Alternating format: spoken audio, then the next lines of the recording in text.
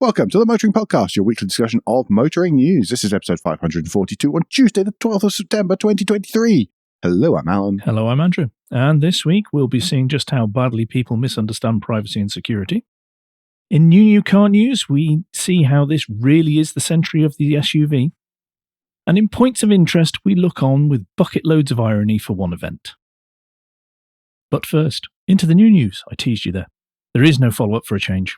I was completely not, I'm not ready to start because there's normally follow-up, so it completely thrown me. But yeah, we just missed it last week. We didn't really have time to read and understand the figures as they came out about 40 minutes before we recorded.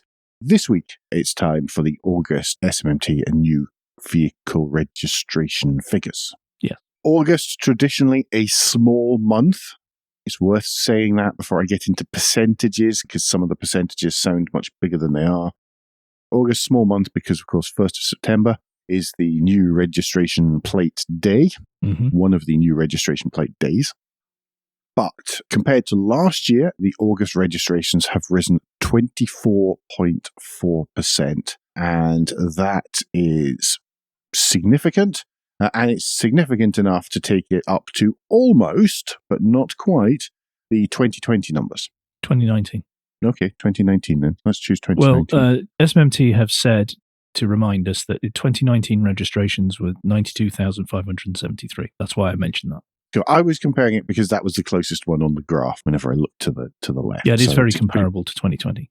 2020 and a little bit below 2019. So it's the first month that's got close to the before times again.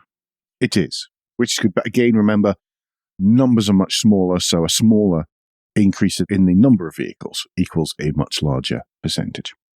Running through the car registrations by fuel you put in your car from Tristan Young, who is an analyst for Broker News UK. Then for August 2023, year to date, petrol still holds 69% of the market share, battery electric vehicles 16%, diesel 7.8%, and plug-in hybrid 6.82%. Battery electric vehicles, 2 and a bit times more than diesel these days. Yeah. And that includes all the diesel mild hybrids and all that kind of stuff. Yeah. What needs to be noted, though, because that's year to date, the August market share had, which is what a lot of people got very excited about. Battery electric vehicles are actually 20.1% of market share for August only. And that's the first month it's gone over 20%. Yeah. Because it has been sat at the 16% for quite a while. Yeah, 16 to 17, yeah.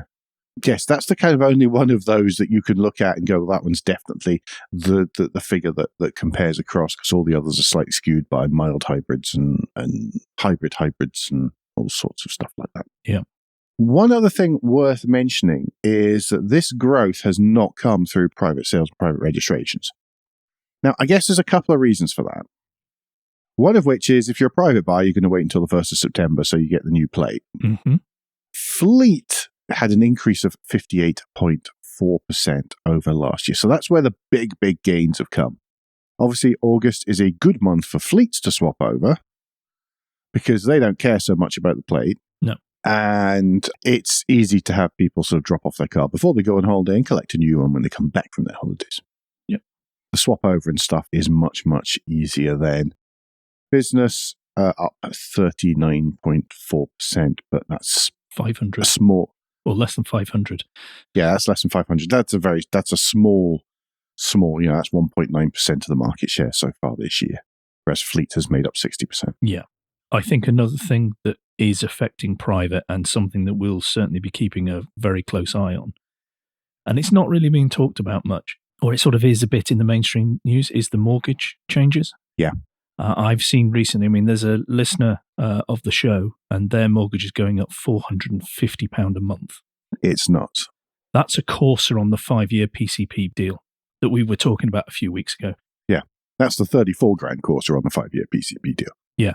The mortgage prices are just going stupid. Well, it's someone that we follow on Twitter, they were saying that they've had to downsize because their mortgage was going to go up £1,000. People are going to go, do I want a roof or a new car? And the car industry is going to lose out on that one big time. Yeah. We've noticed that private, the last 2 months, has been down. I mean, it's down 8.1% this time, which is a bigger drop. We'll see whether that is a trend or whether that was just a short blip because it was summer or other things. Yeah, September numbers are going to be interesting in that aspect. But I can see. Because also what's being pushed is the business in kind. Benefit in kind. Benefit in kind, sorry, yes. Benefit in kind. I keep saying that wrong. Benefit in kind, but still, someone has to be willing to accept that amount of money coming out of their wages. Yeah, absolutely. Absolutely. It's very true. Sorry, do you want to take us to the best sellers? Top 10 of best registered sellers. He said sellers this time. That makes a change. Number 10, the Audi A3, 1,362. Do not expect big numbers this month. The number 9, the now dead Ford Fiesta. This is clearing out of the tubes. 1,538. It is fleet. Yeah, totally. Number 8, Volkswagen Truck, 1,572. I mean, there's practically nothing between these. Number 7, the Hyundai Tucson, 1,597. Number 6, the Tesla Model 3, 1,698. Number 5, Vauxhall Mokka, 1,763. Number 4, the Ford Kuga, 1,779. Number 3, the Vauxhall Corsa, 1,941. Number 2, the Tesla Model Y, 2,313. It does seem to be finding buyers, though. I don't understand it. It is? I saw a chart for all of Europe, and the Model Y is the most purchased EV. I just couldn't play residual roulette with it. Well, I can't stand the look, but that's that subjective. Too, yes. But yes, it seems plenty of people do like the fat dolphin look. Okay. That's all I can come up with. Number 1, the Ford Puma, 2,336. I mean, there's 10 models there. There is less than 1,000 units between 10 and 1. That really, because of the spread of tiny niches, actually the differences are infinitesimal between all of these. The outcome of that, by the way, is that the Ford Puma remains the most registered vehicle to date, followed by the Vauxhall Corsa, followed by the Model Y, followed by the Nissan Qashqai, and then the Hyundai Tucson, and then some other stuff after that. Yeah. I think before we go to the spreadsheet of doom, we need to just cover what SMMT have been saying. Yes, absolutely. That's a good point. There's a new zero-emission vehicle mandate that's being introduced on the 1st of January. That's that 22% thing that we keep mentioning every month for battery electric vehicles. Yes, it's due to be introduced on the 1st of January. That is under 120 days away, sadly. I know that makes it Christmas is even sooner. There are still no details for manufacturers about that, how it's going to work, what calculations are going to be, anything like that. Anything we say at this point turns into a political statement, so we're not going to say anything. They need to help the industry out. Do you need to tell them what's happening? It's not even helping them out. It's telling them what's happening. Yeah, that's what I mean by helping them out. Give them some information to work with. Yeah, totally. Just some information, full stop. Spreadsheet of doom this month. Not a lot of doom given the general overall growth. No, I'll quickly run through the doom though. Yeah. Citroen is down at 29%, so that means 1,698 vehicles in 2023 compared to 2,387 in 22. Dacia is down 36%. DS is down 79%, but again, last year it was 298, this year it's 64. So, I mean, that is quite a drop. DS and Citroen are not doing well right now. No, they're not. Honda, that is down at 23%, but they've got new models about to come out and be launched. Jaguar is down 43%. What was already bad is now worse. Let's just call that one managed decline, shall we? Yes. Jeep is down 62%. So that's 200 last year to 77 this year. But it's not a key market. That's the thing. No, but the but there's no. Is it the Renegade? The Renegade, I think it is about to come out. Yeah, which gets lots of. I think that got Car of the Year from it somebody. Did, yes. I think it was European Car of the Year. Yeah. SsangYong is down 58%, but that's almost irrelevant now. And then other imports is down 22%. Alan, how are you going to pick? Most of the rest of them are green. Generally, the very small manufacturers that have gone up as you would expect. Just stuff like Abarth, 328.57%. I mean, that means 30 vehicles in total. That's pretty much the press fleet of 500Es, isn't it? Mm. Alpine similar. Audi up 33%, Cupra up 50, Fiat 52, Ford 23, Genesis 23, Kia up 26, Lexus up 135, Maserati up 85, MG 138.6, showing EVs to the private buyer, clinging on there. Where was I? Peugeot 34. Not all of Stellantis is doom and gloom. No. Polestar up 593. Congratulations, you get the MG award for ridiculous increases. Yes. Porsche up 146. Renault up 158. Seat up 96. Skoda 46. Subaru 41. You are still, however, yes. I was going to do a quick multiplication, but it's over 1,000 Porsche registered, 75 Subaru. 156% increase for Suzuki, 325% for Tesla. Vauxhall up 19, Volkswagen up 17, Volvo up 118.86%. That's everybody rushing to register their estate cars. Other British up 25.81. Lots of general improvements. We have to remember last year was really still hit by constraints on supplies. Massively hit by constraints on supplies. Otherwise, yeah, stuff generally stable-ish. Anyways, that's done with all the numbers for the week. Yes, I think so. I'm going to take us on to Oxford now, and good news. Actual genuine good news. And this is that BMW has announced a £600 million investment in the Oxford Mini Factory and their Swindon body pressing plant, which means that the Cooper EV that we were talking about last week in New Car News and the Mini Aceman, which we don't know what that will be yet. It's a mini or a micro or a nano. Will be built in the UK from 2026. The UK government has given some financial support, although we have no idea how much or how little that is. But I think, apart from the great news that there's like around 4,000 jobs secure now to do with this, I think this also could be taken as an indication that something's going to happen on the rules of origin. Either rules of origin or they believe that there's magically going to be a battery plant to appear. But actually, it mentioned here, it says no battery supply has been named for the Oxford-built EVs, but the BMW Group already works with Samsung and CATL, the latter of which is building a battery factory in Germany. So that's where they may well be coming from. In case anybody cares, both the electric Cooper and the Aceman will be built in China for the local market. And they will also be sold here. The Chinese-built ones will also be sold here from the launch in 2024 until the EV production starts in Oxford in 2026. Mm-hmm.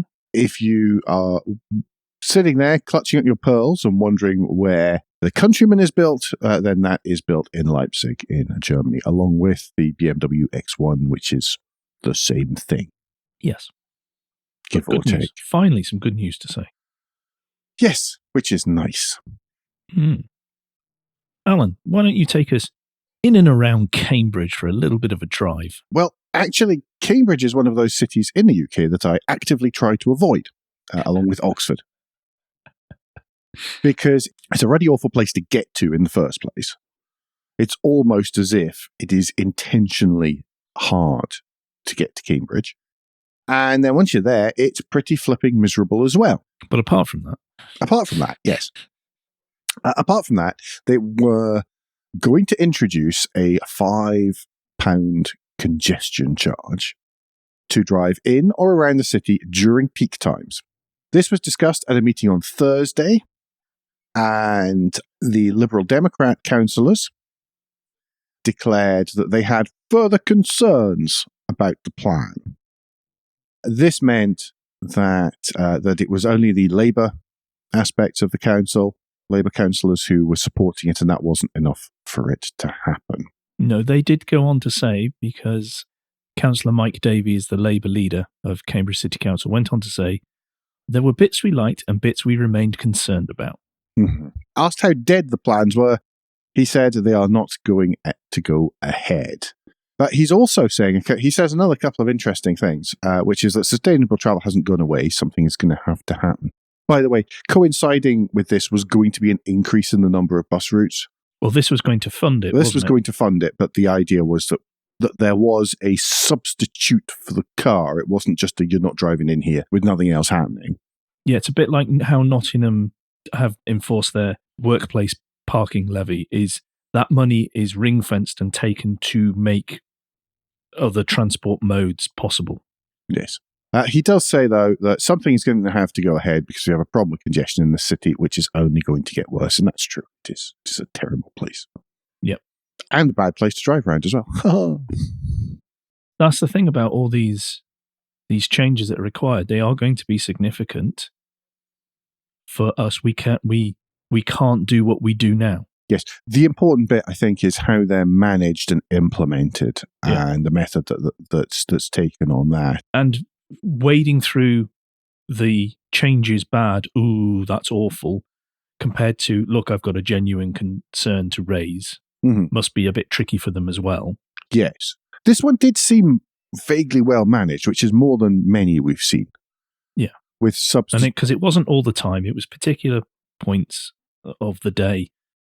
As far as these things go, because obviously nobody wants to have to pay more to do anything. But these are the realities of life now. This is very true. Anyway, let's move on to the next story. And the GigaHub trademark. Alan had to say that because I'm refusing to say that ridiculously stupid name. He has dug his heels in on this. I'm not saying it.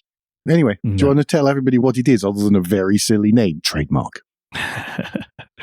Yes, BP Pulse and EV Network have unveiled the largest charging hub in the country. And it is actually located at the NEC campus in Birmingham. I don't quite know why they call it a campus, but anyway, the NEC. Because campus sounds nicer than wilderness of crappy car parks. This will give us the ability to simultaneously charge, according to the SatMap article, 180 EVs via the 16 ultra-rapid 300 kilowatt charge points, which there are 2 designated accessible bays, which is good. And they've got a canopy and all sorts of stuff. Yeah. And 157 kilowatt charge points. I don't quite understand how that's called fast, but never mind. Which they have even more accessible bays designated. This is great because it's not far off the motorway. It's brand new. It's been thought through from the outset to do this as well as they can, as what Alan's saying. It's like no one is excluded. It's not just been thrown in because they go, oh, quick, let's just have a charger. That fixes that. That ticks that box. Shove it round the back of the petrol station. Yeah. Near the bins. Yeah, because we've had fun with that in the past. Yes, there were a couple of questions we still have which isn't covered in this SatMap article. One of which is, you're right beside the NEC, so do we have to pay to get in and charge? Yes, because the NEC is renowned for being inexpensive to park at. Yes, exactly. And welcoming. It's the other thing about the NEC, it's so welcoming. That is one of the big questions. But other than that, it is very nice to see that it seems to have followed best practice. I think that there's going to be room for more of these, especially around event sites. Yeah, I think that's a great idea of putting them there. The ability, because the 7 kilowatt is the same as your home charger. You can park up in the morning, go, wander around the classic car show or whatever that's on at the NEC or the Comic-Con or whatever, and then come back somehow to your vehicle. I imagine there are shuttle buses on event days, but it's the NEC, so who knows? And then you come back and your car's fully charged. Yeah. I'm sure there's the parking and the entrance issue. Statements is going to be, if you're over a certain period of time, you have to pay, and it'll be more expensive on event days or something like that. I'm just reading the minds of the NEC here. Yeah. This is excellent, and we need to see more of them throughout the country, dotted throughout the country. But also, to enable that to happen, we need to sort out connectivity to the grid and sort out planning, rules, permissions. And I don't know how one can fast track them or something, but it's direct intervention is needed from the government to push these things to move faster. I don't know how you can fast track the physical connection to the grid part. That requires lots of investment. It does, yes. So that's one way around it. But overall good. Look at that. We've had three positive articles. Should we have another positive article? Go on then. Well, this one's from electrive.com, and it says, affluent London Borough said to double curbside charge points. And it is very tempting to do the whole of this story in a very silly voice. But the London Borough of Richmond upon Thames will install 525 new electric vehicle charging points. The new installations will more than double the on-street charging network, being a total to 945, up from 420. The article then goes on to observe the fact that there are deer in Richmond Park, just to emphasise the affluence because it's of the London Borough. It's very posh. So these are going to be installed by Ubitricity, which is backed by Siemens. And Shell. And Shell, yes. The chargers deliver up to 5 kilowatts and take less than 2 hours to install. So what's the big deal then? Get on with it. That will be interesting. It seems to be essentially expanding the lamppost charge units. Yeah, it's that type of thing.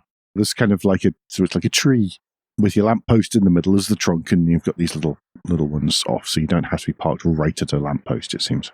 Seems rather sensible. Good. Excellent. Yes, more of that. Jolly nice. But then, so it seems to underline the imbalance of charging with London and everywhere else. Yes, this is true. So let's move on to the next story and talk about Liverpool, Andrew. They have announced that the flagship hydrogen buses that were 20 buses, hydrogen buses, have not been running lately because they have been struggling to find a hydrogen supplier. Yes. Now, this is a bit interesting because Stanlow is just over the water and was talked about as this wonderful place that was going to make hydrogen. Mm-hmm. Now, and some of that hydrogen is going to power Vauxhall's Ellesmere Port plant. Yes. Which is the key part of their we will be net zero by 20, whatever it was. I can't remember what the year was. But that all seemed to be brought in because there was going to be the village in the world that was going to be run on hydrogen until all the residents went, no. No, we're not. I don't know whether this is a connection with that or they've just had problems anyway. Yeah. Interestingly, they also talk about not only are we going to find a new supplier, but a green one. Sorry, it says, as well as a potential pathway to use 100% green hydrogen. So that just says they were using grey hydrogen. Yeah, and this Hydrogen Insight article, it basically says, it implies up until now they've been running on grey hydrogen, which is which comes from leftover fossil fuel gas. So we can all remember our different, the hydrogen rainbow, everyone. If that's grey, what's blue again? Because you get grey hydrogen, blue. Some. Yeah, some. And then you get green hydrogen, which is made fully from all renewable.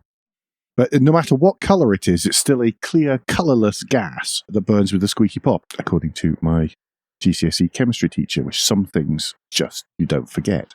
So it's going to be interesting to see whether they do actually find a supplier, whether they can run it, and whether they go along the lines of moving to being electric only, similar to how the French city of Montpellier has decided that they are going to bin their 51 hydrogen buses and go electric only because they've established, having run them for 2 years now, established that it's actually cheaper to run an electric bus. Yes. At the moment, 6 times cheaper to run an electric bus than a hydrogen one. Yes. That's quite significant, as well as the buses being 150 to 200,000 euros more expensive. Yeah. Not looking great for hydrogen right at this second. No. But these are uses where electric makes sense because, again, I've said this, I think I say this about every 2 weeks. Your depot running, your fixed route, you know the distances. It's still an EV use case as long as you can charge the EVs. That's the thing about the hydrogen, though, is, of course, the turnaround time is 5 to 10 minutes, not 5 to 10 hours. But the other thing is, these projects are there to establish these as facts. And they are establishing the facts now. So instead of an Twitter account screaming to say, oh, it's crazy to use hydrogen or it's crazy to use electric, we can use actual facts to come to a proper conclusion. The other thing I would say, by the way, is that both of these are significantly cheaper to install and run than a tram system, which is wonderfully wasteful, trams. I mean, they're cool, but the only reason they get the go-ahead is because they're cool, not because they make any financial sense whatsoever. Trolley buses are a much, much better solution. Ammonevi. Which trolley buses, even, I mean, sure, there's wastage from the online the wires, but you don't even need massive batteries in the buses. You only need batteries in case of emergencies and stuff. A hybrid trolley battery solution. So anyway, shut up. Well, enough of that, Alan. Would you like to take the article before I take my run-up? Okay, Ledger Fury warning here for people. There's an article out, this one's in the Verge, but it's talking about a new study from the Mozilla Foundation. Now, you might have heard of the Mozilla Foundation, mostly because they make the Firefox browser, which means that you can't see AutoCAR slideshows, according to my experience each week. But it's they make that, but they also do quite a lot of security research. One of the things about Firefox is it's sort of you can be less tracky than just about any other mainstream browser. Don't come telling me about Opera, etc. They have been sort of branching out a little bit about just to see where privacy leaks come from, where information is captured, because it's all connected into the same thing. As the Internet of Things expands and increases, then obviously it's all interconnected. So if you're talking about security in one part of the internet, really that has a knock-on effect across other parts. I don't see Andrew shaking his head and glaring at me, so we're good so far. One of the things that this article points out is that cars are the official worst category of products for privacy that they've tested so far. And they have done a lot. Yes. And one of the key reasons for this isn't just because they collect lots and lots of stuff, but because they don't tell you they're collecting lots and lots of stuff, and they don't let you turn off the collection of lots and lots of stuff. You've got no control over that data. And 84% of the vehicles that they looked at, and manufacturers they looked at, are sharing user data with outside parties. All 25 of the brands that were researched for the report failed to meet the non-profit organization's minimum privacy standards. There is a link through, so we're going to link to the Verge article. We'll probably link to the sub-articles. Yes, I've got the Privacy Not Included article that talks through in more depth than the Verge one. There will also be a direct link to each of the car brands listed on the Privacy Not Included site, which you click on and it gives you the individual report of that manufacturer. Yeah, so there's a lot of stuff here. There will also be another Privacy Not Included article talking about really one of the biggest problems, which is the inference. And what, after they went through all this, they're really, really worried about. Yes. Yeah. And that's the inference part is quite... It's particularly insidious. Yes, it's particularly bad. It really is. Just be aware of that. And for any of you, I'm trying to beat Andrew to it by being more moderate than the Ledger Fury that he would give otherwise, by the way. Just be aware, whenever you go, I've got a phone in my pocket, because that's the kind of witty and uninformed riposte that people give to this kind of thing. With the phone, you can turn it off. You can slim down. You can choose not to have an app. You can lock right down your security settings. It might mean that some things don't necessarily work for you, but you have some control over it. Cars just don't give you that. No. They really don't give you that. And if they do, it is buried so far down in the bowels of any kind of setting that your 99.9% of users will never go near. Not just that, by the way. If there's a gap in it and there's an error in it, most people will never, ever look at updating the firmware in their car to try to solve that. And then you can start giving me the witter about over-the-air updates. And sure. But does it tell you? How do you know what's in it? What settings does it reset? Are you playing a constant game of Splat the Rat like you do with some of the social media sites? Every time they introduce a new feature, the new feature involves some new form of collecting data or sharing data about you, and you have to go in and try and find the appropriate setting and turn the darn thing off without it making the platform completely unusable, which By the way, isn't always possible. Have I done the Ledger Fury for you, Andrew, but with just a little bit less fury? Oh, goodness, no, he's shaking his head. No, there's more because, and some of the replies I saw to this, there was clearly a lack of education and a lack of understanding. One of the ones was obviously the, you've got a phone in your pocket, which is just so asinine, it's ridiculous. Another one was discussing and saying, well, if I use Apple CarPlay or Android Auto, the car manufacturers don't get that data. That is technically correct. However, you are choosing to ignore how many sensors there are in a car, what other data car manufacturers are taking, and the level of ability to get access to you is frankly astonishing. And you need to read these articles to see what they can do. It is not to say they all do this, but the wording in their T's and C's and their policies imply that they can do it. So therefore, if they can do it, there's a really good chance they will do it. Mm-hmm. And then we get on to things like, well, so just for sensors side of things, there's plenty of them that do connect their microphones and cameras to the internet. Mm-hmm. So if you do that, someone is taking that data and doing something with it. That's not good. And I know that security forces can get access to that and listen in on you, because I've seen it happen. Mm-hmm. Listen in on the conversations you're having in your car. So that's not tinfoil hatty. I've watched it being done. Yep. The final thing is the inferences. And this is the really, really, really, really bad stuff. If you don't know about data brokers, again, go up and look this up a bit, because this is the information that is being sold on to data brokers, and the car companies are buying from data brokers that we have had taken from us, or we have given access to, depending on how much openness an app or service has been about this. And they compile it into a digital version, a digital persona of us. And from that, they make inferences on us. There's things like Nissan say they collect information about one's sexual activity and intelligence. How they do that is not clear, because they don't make that clear. And if you've ever seen the drivers of Nissans over here in the US, you'll understand why that's an issue.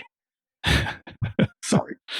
But they claim that they're doing this for marketing and promotional partners. Yeah. Or working with marketing and promotional partners, and it's for direct marketing purposes. Why? Why do you need that? You don't need that. Mm-hmm. But that's just one manufacturer. And again, a fair amount of this research is US centered. In the UK and Europe, we are better protected. Not protected fully, but we are better protected because of GDPR. No idea how much better, by the way. I pay $20-something a month. This is how ridiculous it is. This is so American. I pay $20 a month for a service that removes my information from data brokers. It's just insane. Because you just can't avoid it. I mean, the amount of Capital One. Here we go. Let's name some names. Capital One. Sometimes in the one day I will get, and now I have never banked or dealt with Capital One in any knowledgeable manner. I will get 2 credit card offers in the same day from the same bank, from Capital One. AAA, life and health insurance, I kind of know how they've got my details because I've got a membership, but just clear off. It's quite shocking, actually, over here whenever you start doing some of the research into this stuff. But yeah, the data brokers are a big issue, much bigger issue over here than in Europe. Doesn't mean the issue doesn't exist in Europe. No, because it's very easy for a company to just take that data and whisk it away abroad without, by breaking the law. Because yes. It's not like we haven't seen examples of car manufacturers breaking laws now, is it? No. Ever. But without me going on much longer and boring you all to tears and possibly getting so angry I have to edit myself a lot. We are going to have to tie it up because people are going to have easily finished their run by the end of the first part this week. But please do read the articles so you understand what is going on and how wrong it is and why I get so uppity and shouty when anything like this comes up.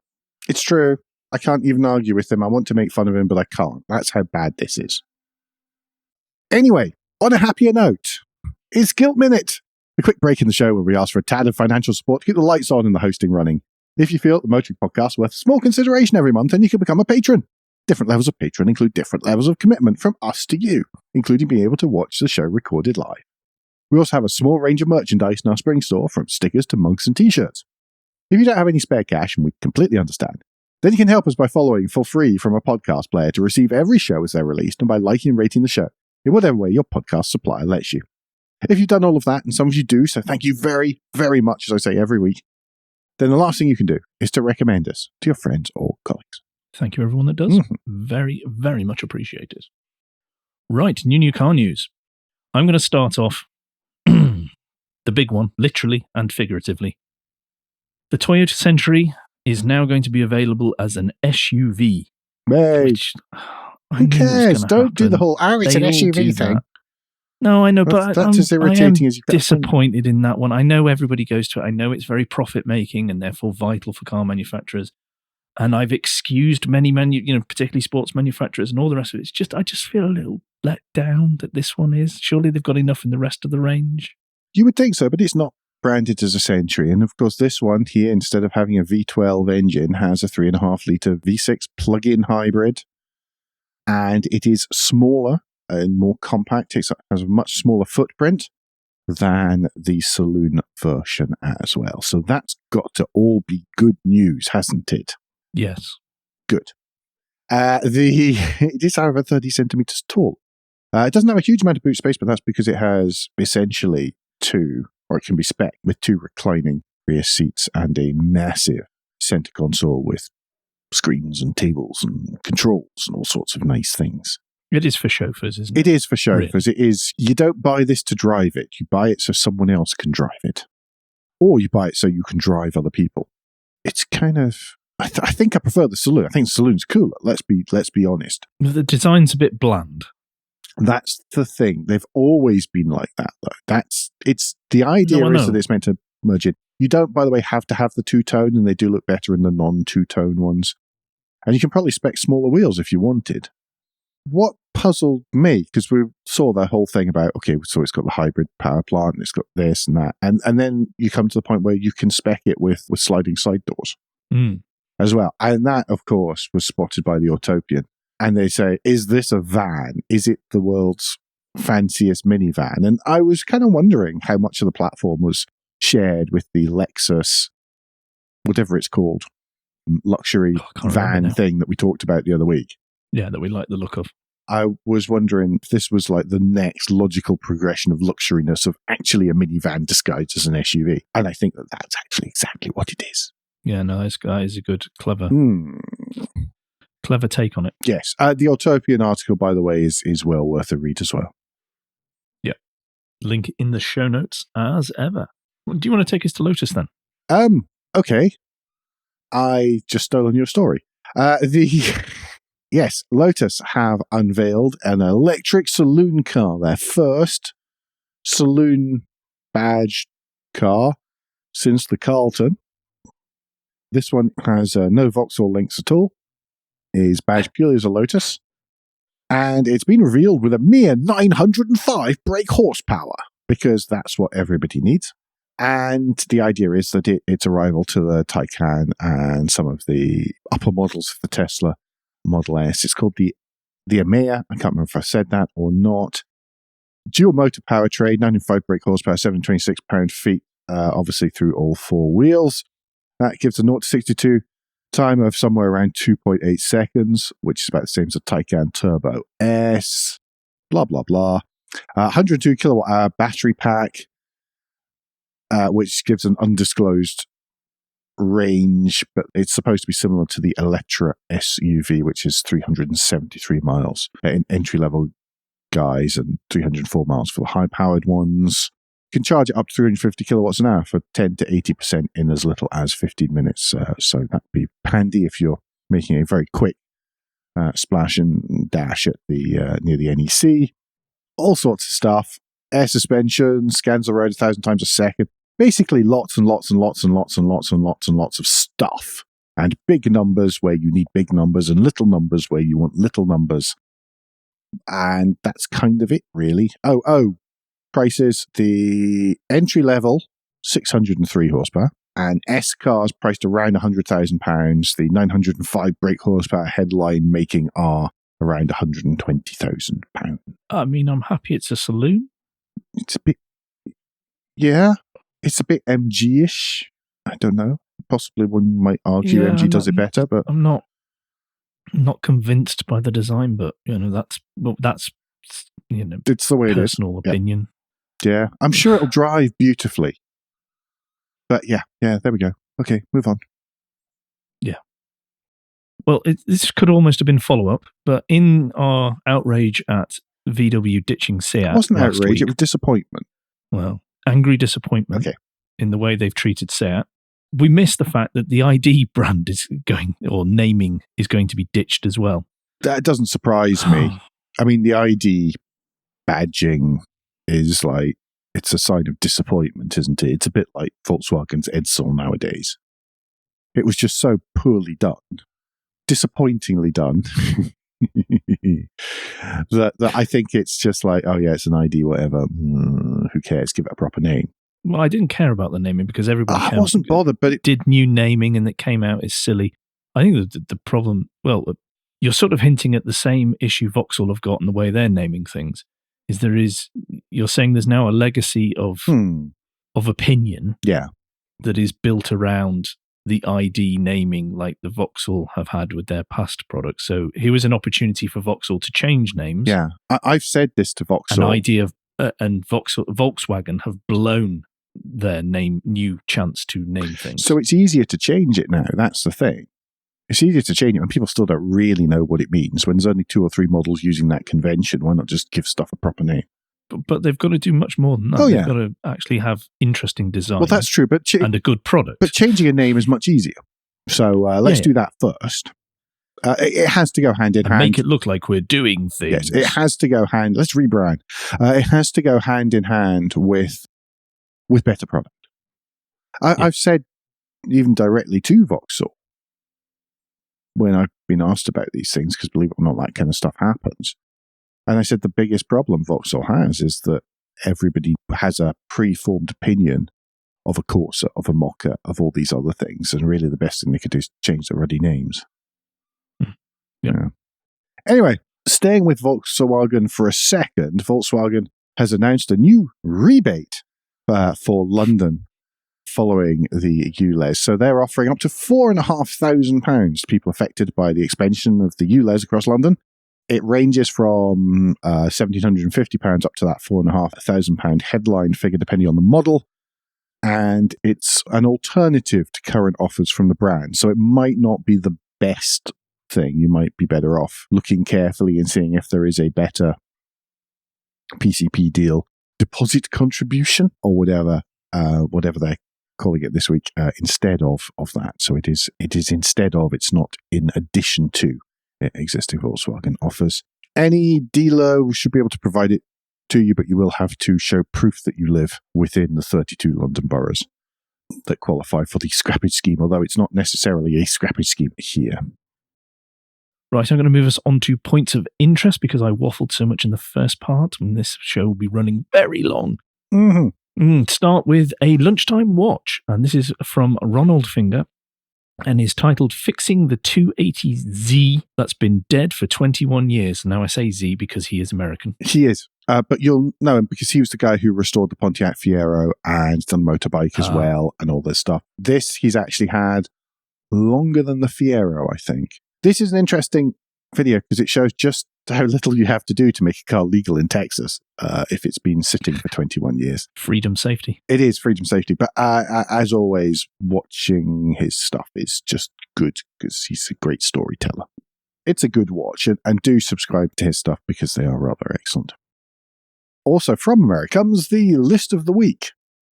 And this week, with not a small amount of, well, no, not really giggling, I suppose. Yes. Yeah, a bit, actually. Well, considering they got the police to charge and break through a protest by climate activists to enter the site and then got hit by torrential rain. we're talking about Burning Man, which is more Soggy Man this year. Too Wet to Light Man. Too Wet to Light Man, yeah. And the list is called These Are the Most Screwed Cars at Burning Man. People at Burning Man quickly realized their vehicles may not be up to the task. It's hard to feel too sympathetic for California-based tech millionaires, isn't it? Mm. So there are many here.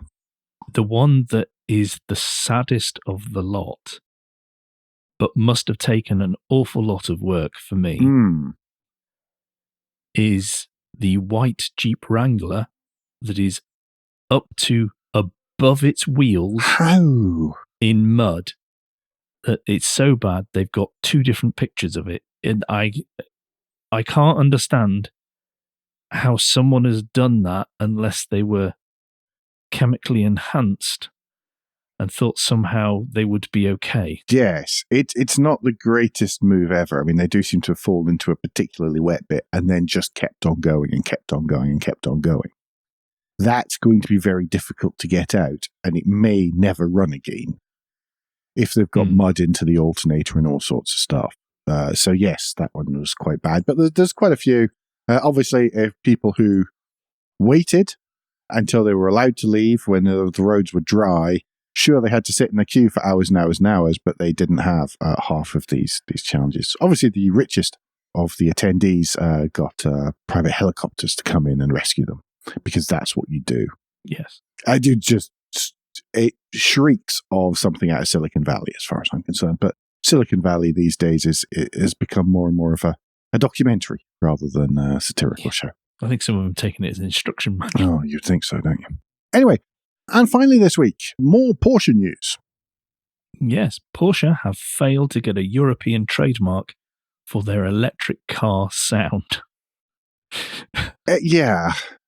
Well, Porsche were trying to say that the particular tone they were trying to register was enough to evoke recognition of a Porsche. Yes, and they wanted it. They thought it was so good that it was comparable to the opening bars of Beethoven's Fifth Symphony. Yes, they failed to persuade the people who hand out the European trademarks. I think it possibly, I should have known this, but it's the EU IPO Intellectual Property Office. What must have stung most of all, though, is that a few years ago, BMW succeeded in doing this. Yeah, well, the EU Intellectual Property Office, not only did they say that it did not meet the criteria for a trademark, they stated that, and I'm quoting here from the Energy Portal website, that the sound was not distinctive enough and could be applied to a variety of vehicles or their replicas. End of quote. Yes, the Telegraph article about the same says that Porsche did not respond to a request for comment. There we go. You've got to really try hard. Feels along the lines of the Lotus and the Wedge. Does a bit, doesn't it? Any parish notes this week? Yes, thank you to those of you who popped in to listen to us prattling on through the Goodwood revival at the weekend. It was fun to do. We have learned stuff. We'll do it again sometime. When something suitable comes along, we will certainly look at doing it. That's the thing, because we don't cover racing. No. It's so we wouldn't do we could have done back in the day when we did Formula E. We could have done, but we obviously don't do that anymore. We just need something suitable of which there is a show live that we can all watch along together, but that makes it trickier if it is not racing. Yeah, yes and no. I think we've got some other ideas. We just need to make sure the timings align and stuff. Because time zones are our enemy these days. That and just time in general. Yes, that's our true enemy. Yes. But anyway, speaking of time, don't forget that between now and next week, you can give us any feedback. Share your thoughts of the show at Motoring Podcast on Twitter and Instagram, on Facebook, and on the contact page of motoringpodcast.com, the hub of all our activities. Remember, you can support us financially via Patreon, and please leave a review and rating on Apple Podcasts or however your podcast app lets you do such a thing. Andrew, what's the best way to get in touch with you? Best way to get in touch with me is via Mastodon or Twitter. If you search for Cracked Windscreen, you should find me there. And Alan, if people would like to get in touch with you personally, what's the best way for them to do that? Any of the mature social media sites where I'm at AJP Bradley. That's BRADLEY. As we said, we'll be back soon, but until then, I've been Alan Bradley. I've been Andrew Clues. And safe motoring.